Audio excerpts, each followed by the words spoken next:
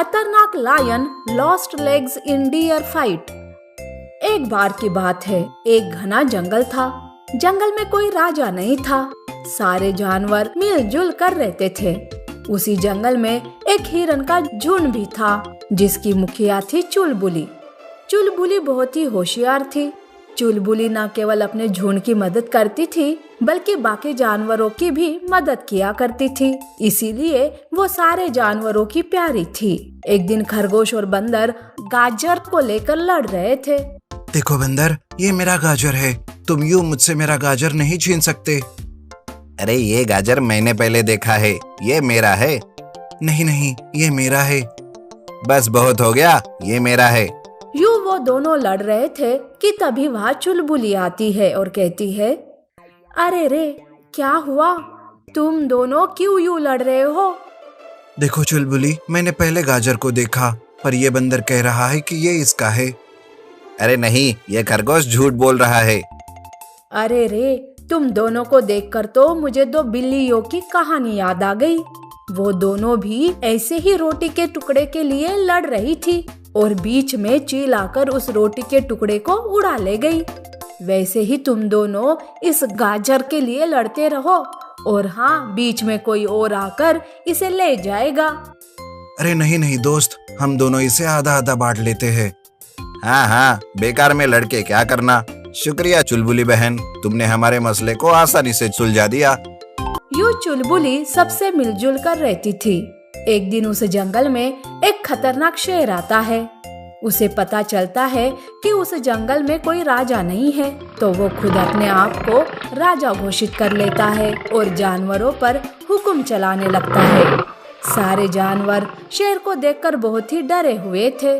शेर बेवजह जानवरों पर जुल्म करता गया, उनका शिकार करता गया। यूं जानवर बहुत ही सहमे हुए से हो गए थे। उनके बच्चे पहले की तरह जंगल में खुलेआम खेल नहीं पा रहे थे। एक दिन हाथी चुलबुली से कहती है, चुलबुली, जब से शेर हमारे जंगल में आया है ना, तो हमारे बच्चे खेल नहीं पा रहे हैं और ना हम भोजन ढूंढ पा रहे हैं। हाँ, सही कहा। इस शेर के अजीब अजीब नियमों से हम सबका जीना मुश्किल हो गया है। यूं वो बातें कर रहे थे कि तभी वहाँ शेर आता है। तब हाथी शेर से कहती है, देखो, तुम जबरदस्ती हमारे जंगल में आए, हमारे राजा बन बैठे। हम चुप रहे, पर तुम यूं हमारे जानवरों को परेशान करो, ये हम बर्दाश्त नहीं करेंगे। हाथी की ये बात सुनकर शेर जोर जोर से हंसने लगता है और कहता है, अरे ओ हाथी, लगता है तेरा दिमाग खराब हो गया है। बर्दाश्त नहीं करोगे तो क्या करोगे? देख, मैं बहुत ताकतवर हूँ। मैं चाहूँ तो तुम सबको एक ही पल में चींटियों की तरह मसल सकता हूँ। देखो, खुद पर इतना भी घमंड अच्छा नहीं होता है। चुलबुली की बात सुनकर शेर को बहुत गुस्सा आता है। शेर जोर से दहाड़ मारते हुए चुलबुली पर हमला करने ही वाला था कि हाथी बीच में आ जाती है और वो खुद घायल हो जाती है। शेर हंसते हुए वहां से चला जाता है। हाथी बहन, तुम ठीक तो हो ना? अरे, तुमने मुझे बचाने के लिए खुद को घायल कर दिया। मैं तुम्हारा ये एहसान कैसे चुकाऊंगी? यूं चुलबुली रोने लगती है। सारे जानवर वहां इकट्ठा होते हैं। उल्लू वैद हाथी के जख्मों पर जड़ी बूटी लगाता है। सारे जानवर उदास थे और सब वहां से चले जाते हैं। चुलबुली अपने झुंड से कहती है, देखो साथियों, इस खतरनाक शेर से हमारे साथियों को बचाना होगा। हमें किसी भी तरह इस शेर को सबक सिखाना पड़ेगा। चुलबुली की बात सुनकर झुंड में की एक हिरन कहती है, पर बहन, हम कैसे इस शेर को सबक सिखा सकते हैं? वो तो बहुत ही ताकतवर और खतरनाक है। देखो, चींटियां भी अगर एकजुट हो गई तो बड़े से बड़े जानवर को मार सकती है। वैसे ही अगर हम सब एक हो गए तो उस शेर की क्या मजाल कि वो हमारा कुछ बिगाड़ सके। हमें क्या करना होगा? देखो, मैं उस शेर को इतना भगाऊंगी कि वो भाग भाग कर थक जाएगा। फिर हम सब एक होकर उस पर हमला करते हैं और उसकी टांगे ही तोड़ देते हैं। अगले दिन शेर पेट भर के भोजन करके सो रहा था।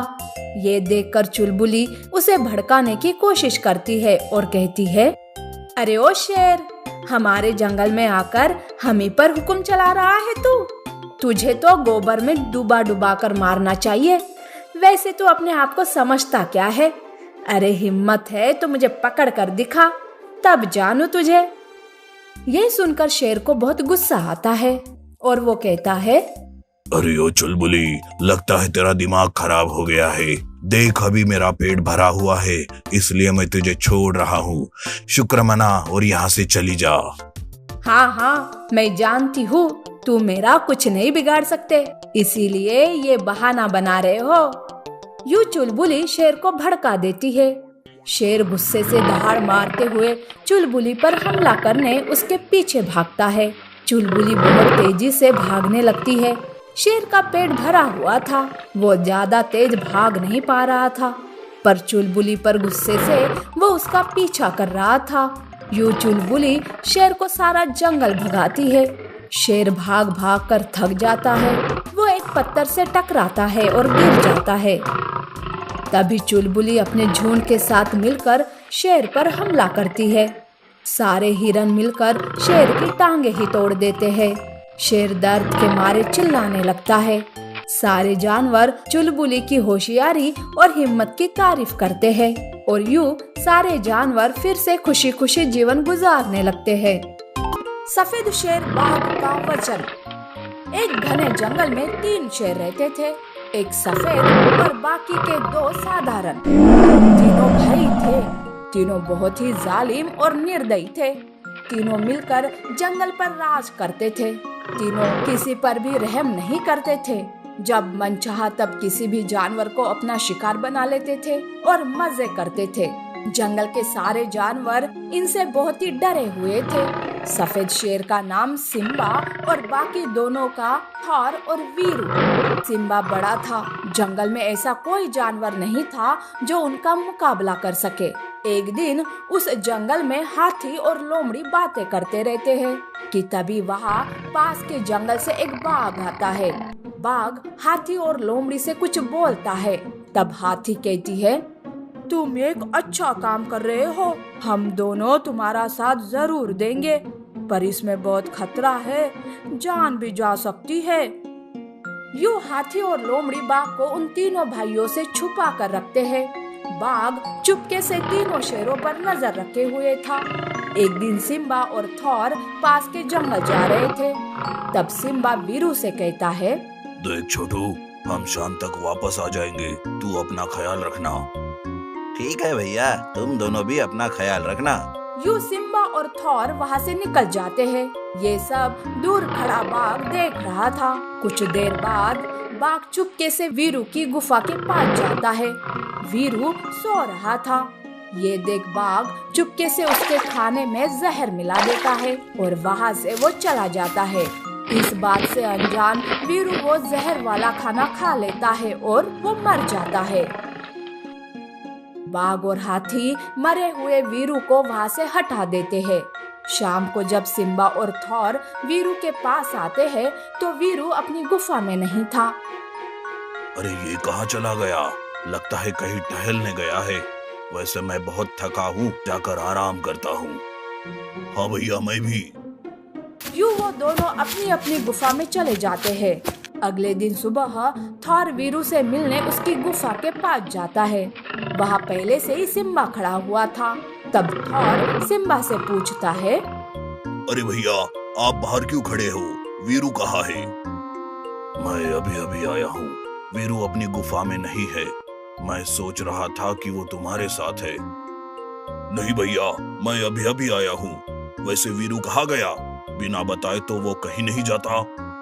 ठीक है, चलो देखते हैं। तुम इस दिशा में जाओ, मैं उस दिशा में जाता हूँ। यूं वो दोनों अलग अलग दिशाओं में वीरू को ढूंढने निकलते हैं। यूं ढूंढते ढूंढते थॉर बहुत दूर चला जाता है। वो थक कर एक पेड़ के नीचे खड़ा हो जाता है। ये देख कुछ दूर पर खड़े हिरन और लोमड़ी एक दूसरे से कहने लगते हैं, अरे सिम्बा शेर कितना जालिम है। जितना वो सफेद है उतना ही उसका मन काला है। उसने अपने छोटे भाई वीरू को मार दिया। अब थॉर की बारी है। वो चाहता है कि वो जंगल पर अकेले राज करे। अरे ये तुम क्या कह रही हो? क्या ये सब सच है?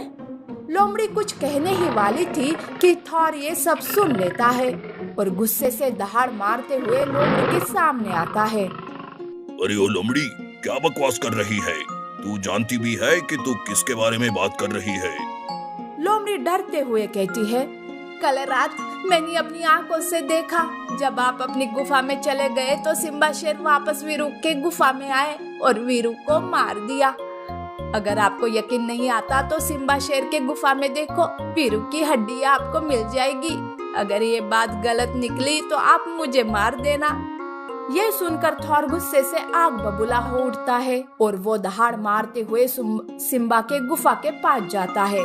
सिम्बा की गुफा में वीरू की खाल को देखकर थॉर के पैरों तले जमीन खिसक जाती है और वो अपने मन में सोचता है, अरे सिम्बा, तेरे मन में इतनी लालच छुपी हुई है, ये तो मैंने सपने में भी नहीं सोचा। तू क्या मुझे मारेगा? अब मैं ही तुझे मार देता हूँ। ये कहकर थॉर सिम्बा को ढूंढते हुए निकलता है। इधर सिम्बा को भी थॉर के खिलाफ भड़का देते हैं। सिम्बा को थॉर की गुफा में वीरू की हड्डियां मिलती है। यूं वो बदले की भावना में एक दूसरे के सामने आते हैं और एक दूसरे से लड़ने लगते हैं। उनकी लड़ाई खतरनाक मोड़ लेती है और वो एक दूसरे को मार डालते हैं। ये देख बाकी के सारे जानवर खुश हो जाते हैं। तब बाघ कहता है, माँ, बाबूजी, आज जाकर मेरा वचन पूरा हुआ। मैंने इन जालिम भाइयों से इस जंगल को आजाद कर दिया। अरे पिछली बार तो तुमने सिर्फ इस जंगल को बचाने की बात की थी, अब ये वचन कैसा? कौन हो तुम? मेरे पिताजी इस जंगल के राजा थे। उनके राज्य में इस जंगल में सिर्फ खुशियाँ ही खुशियाँ थी। फिर अचानक एक दिन ना जाने कहां से ये तीनों भाई आ गए और मेरी माँ और पिताजी को धोखे से मार दिया। तब मैं बहुत छोटा था। एक भालू ने मेरी जान बचाई और मुझे यहाँ से लेकर चला गया। उस दिन मैंने अपने माता पिता को वचन दिया था कि एक ना एक दिन इन जालिमों से इस जंगल को बचाऊंगा। आज जाकर मेरा वचन पूरा हुआ। ये जंगल आजाद हो गया। जंगल के सारे जानवर बाघ का धन्यवाद करते हैं। बाघ अपने माता पिता को दिए गए वचन को निभाकर खुद जंगल का राजा बनकर एक अच्छा राजा होने का कर्तव्य निभाता है।